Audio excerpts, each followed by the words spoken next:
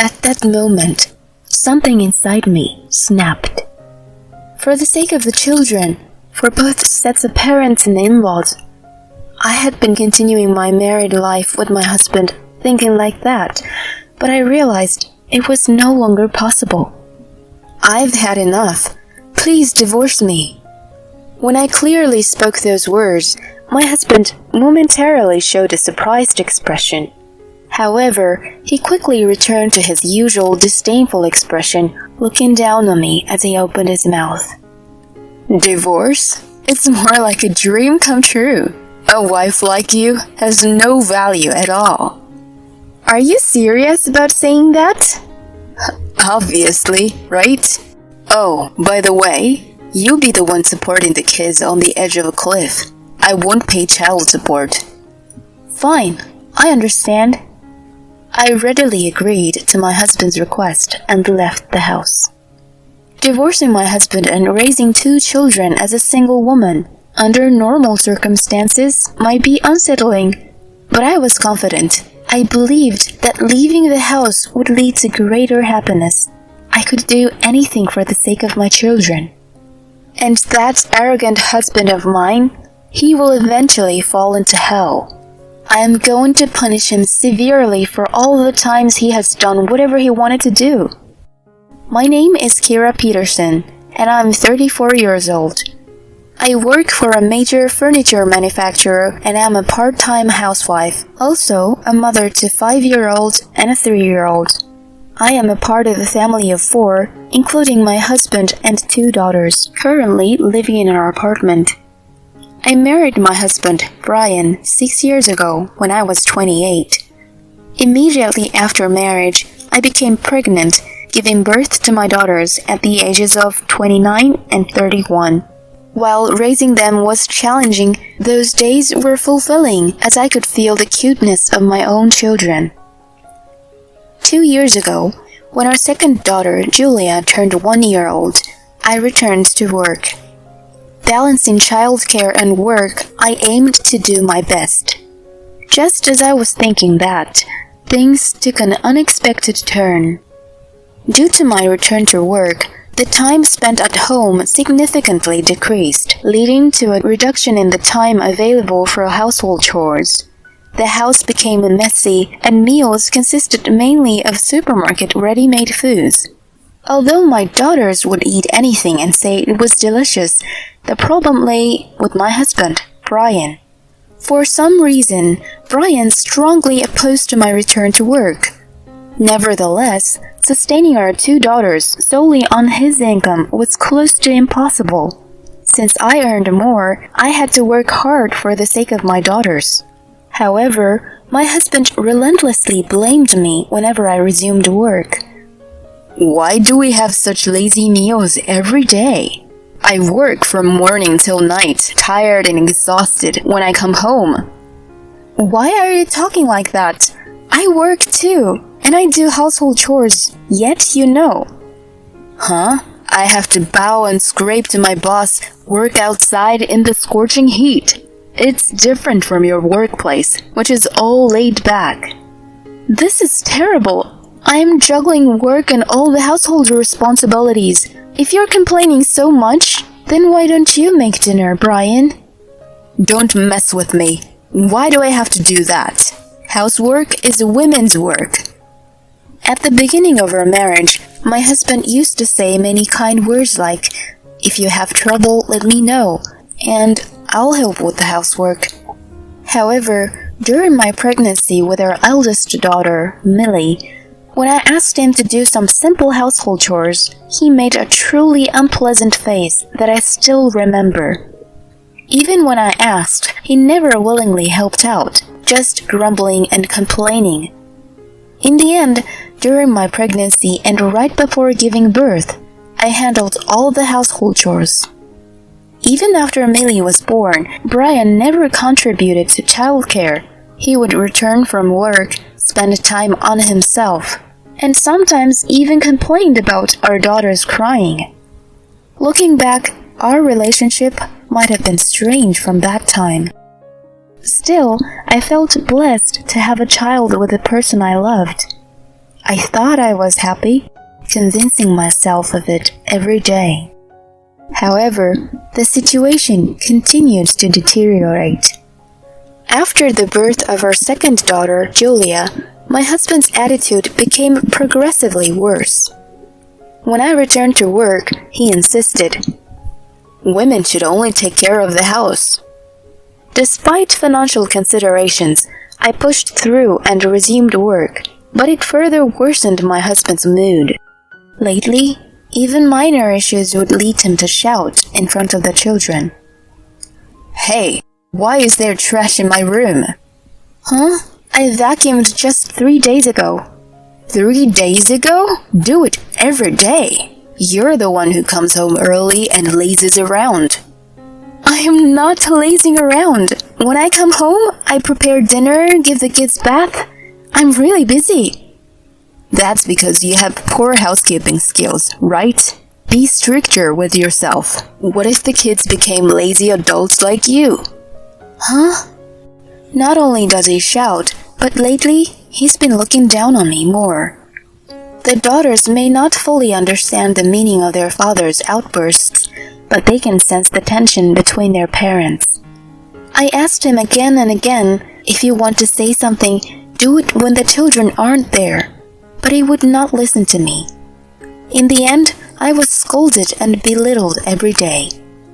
I could only try desperately to hold back my tears so as not to worry my daughters. Time passed, and for the past few months, peace prevailed as my husband had continuous overtime commitments. Still, to avoid complaints, I regularly cleaned his room, and during one vacuuming session, I found something under the bed. This receipt. The receipt that fell out was about 2 days old. It indicated 2 customers and a considerable amount spent. Upon researching the restaurant name on my phone, it turned out to be a high-end French restaurant located a bit away from my husband's workplace. Could it be possible for him to go to such a place with just a colleague? Moreover, 2 days ago, he claimed to be working late and returned home after midnight. If it's just a casual acquaintance, he could have mentioned it. Something is strange. Even though he claims to be working overtime every day and coming home late, could it be that he's cheating on me, hiding it from me? If that's the case, I need to gather evidence carefully. Considering the children, I need to handle this cautiously. The next day, I applied for a half-day off at work and headed to a detective agency in the afternoon. I decided to request a background check on my husband and see how he was doing for the time being. After that, I acted like my casual self to avoid my husband noticing that I was suspicious of him. 2 weeks later, when I went to hear the investigation results, as expected, the outcome was bad. My husband was cheating. The other person is a junior colleague at the same company, and she apparently has a fiancé. My husband, under the pretext of overtime, was in a romantic relationship with a woman who was about to get married. Some of the photographic evidence given to me by the investigator ranged from walking arm in arm to kissing on the street. In fact, there were even clear pictures of them entering sleazy locations. Despite my feelings for my husband cooling off, I was still shocked. I never thought he was really cheating. I suspected it, but when reality hits you like this, it's quite harsh. But for Millie and Julia, I have to do something. With evidence of the affair, I slowly prepared for what was to come without my husband's knowledge. To be prepared for anything, I started packing the minimum necessities. Over the course of about a month, while steadily making preparations for the divorce, my husband, who knew nothing, continues unruly behavior. "You're a failure. You're a stupid wife. Our marriage was a mistake," etc. insults and abuses towards me had become a daily occurrence, tormenting my heart every day. Still, I endured it because I had confidence that I could divorce at any time. But on this day, my husband finally did something unforgivable. While the daughters were playing happily, he slammed the table, raising his voice, and shouted, "Hey, you've been noisy for a while now. Don't irritate me on my precious day off." Upon hearing those words from my husband, my younger daughter, Julia, began to cry. Although Millie is not crying, her eyes were filled with many tears. I hugged the two daughters to shield them from seeing their father, and after that, I'm sure my husband glared at me. Oh my God, they were both just playing around. I'm saying it's noisy. Jizz, at least take them outside on the day off. Why do you think only according to your own standards? If you're going to say that, then help with housework on your days off. Why should I? You're a lazy woman who can't handle housework and childcare. Lazy? How can you say such things so casually? Our current life is sustained by the cooperation of both husband and wife. Huh? Don't get carried away. You can live because I'm here. Know your place. My husband is still unaware that I earn more. That's why he can look down on me so confidently, even in front of our children. Everything has become so indifferent, and I've lost the will to argue. Seeing me like this, my husband, perhaps thinking I'm intimidated, starts speaking ill of me. Finally, he says to me, "Marriage with you is a dark history for me. Be grateful that I even married a worthless woman like you, you trash." At the moment, something inside me snapped. For the sake of my children, our parents and in-laws, I had thought that enduring married life with them was the right thing to do. But now I realized it was impossible to continue. If I stayed with this person any longer, I would lose myself. My deterioration would inevitably affect my daughters. I had to end this relationship for good. I've reached my limit. Please, let's get a divorce. When I clearly stated this, Brian looked surprised for a moment. However, he quickly returned to his usual disdainful expression, looking down on me as he opened his mouth. Divorce? It's more like a dream come true. A wife like you is worthless. Is that really what you think? Of course. Oh, by the way, make sure you support the two brats on your own, okay? I won't pay any child support. How can you speak about your own daughters like that? They're just noisy brats, stating the facts. I've never had any affection for them. I see. Understood. Realizing that staying with them any longer wouldn't bring happiness, especially for my daughters, I decided to take action. I grabbed the luggage I had prepared in advance and left the house with my daughters. I handed him the pre-signed divorce papers, and without hesitation, he smoothly filled them out. Divorcing my husband and raising my children alone under normal circumstances would be a cause of concern. However, I was convinced if I left home, I could be happier than I am now. I believed that, for the sake of my children, I could strive for anything. And that arrogant husband of mine would inevitably fall into hell. Just wait and see. I'm going to punish him severely for all the times he's done whatever he wanted to do. Vowing to take more revenge on my husband, I left home with my daughters in tow. On the way, I submitted the divorce papers at the city hall, cutting ties with my husband, and headed to my parents' house. My father and mother were greatly surprised when I returned home with a large suitcase. Hey, what's going on all of a sudden? While my mother put the girls to bed, my father spoke to me. I explained the events with Brian so far in order. In front of my parents, Brian was a good husband, so my father seemed surprised at his true nature. But they soon realized the real meaning of my return to my parents' house. My father looked me straight in the eye and said clearly, "So, I just need to take care of the paperwork." "Yeah, I want you to prepare the documents." "Got it. I'll start on it tomorrow." Actually, the apartment where we as a couple had been living was one of my father's properties.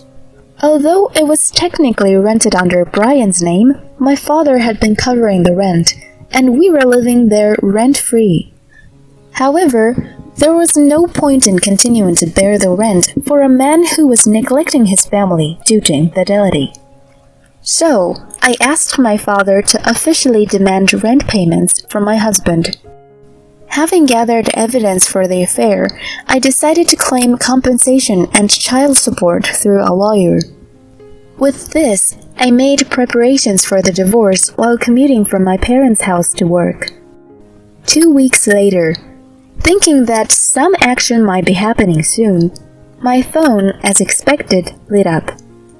When I checked the screen, the caller was indeed my ex-husband, Brian. "Yes? Hello?" As I answered the call, Brian seemed flustered as he spoke. Hey, what's going on? I received some weird documents, something about compensation." "Ah, it seems they arrived safely. That's the compensation for your affair, you know?" "What? I didn't cheat or anything." "Just so you know, the evidence is already gathered, so there's no escaping from it. And soon you'll receive another set of documents." "Huh? Another set of documents?" "You haven't forgotten, have you? Starting from now, you'll be responsible for paying the rent for that room." "What?" From Brian's reaction, it seemed he hadn't realized it. He asked me with a raised voice, "Wait a minute, rent? The house was given to us by your father." "That's not true, right? My father just lent it to us out of goodwill." So, as long as I stay in this house, I have to pay the rent?" "That's right. I assume you understand, but considering the good location and relatively recent construction, the rent isn't cheap. Can you afford it with your salary?" "Is it really that high?" Brian, perhaps after checking the market on his phone, lamented in the background.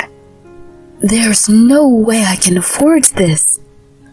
It seemed that he had finally realized his situation, and in a desperate tone, he began pleading. "I'm breaking up with my mistress, so come back to me. Let's start over again." Desperately seeking help, he pleaded, but I firmly rejected him. "Start over? Don't be ridiculous. After all the hurt you caused me and our daughters? How dare you say such things? Do you truly understand what you've done? I can't forgive you for neglecting our family more than any affair." Well, I'm sorry. I apologize, so please." "Huh? What value does your apology have now? Regardless of words you say, nothing resonates anymore. I have no intention of restarting anything with you as a couple." We were at least a married couple, a family, right?" "Who said to our daughters, I've never had any affection for them?" I became resolute with those words. "You have no qualifications to be a father. You're also a bad influence on our daughters. Never involve yourself with us again." Emotions exploded, and towards the end, I think my voice trembled. Even so, I decisively hung up the phone.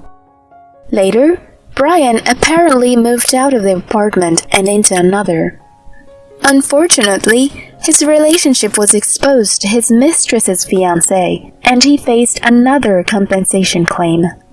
Ironically, the woman involved in the affair chose to reconcile with her fiancé, not Brian. All that remained for Brian was compensation for 2 people and child support until our daughters reached adulthood. It's probably a matter of time before his affair is exposed at work. It's almost impossible for him to continue his carefree lifestyle. Even so, I feel no sympathy. I hope he suffers as much as possible from now on.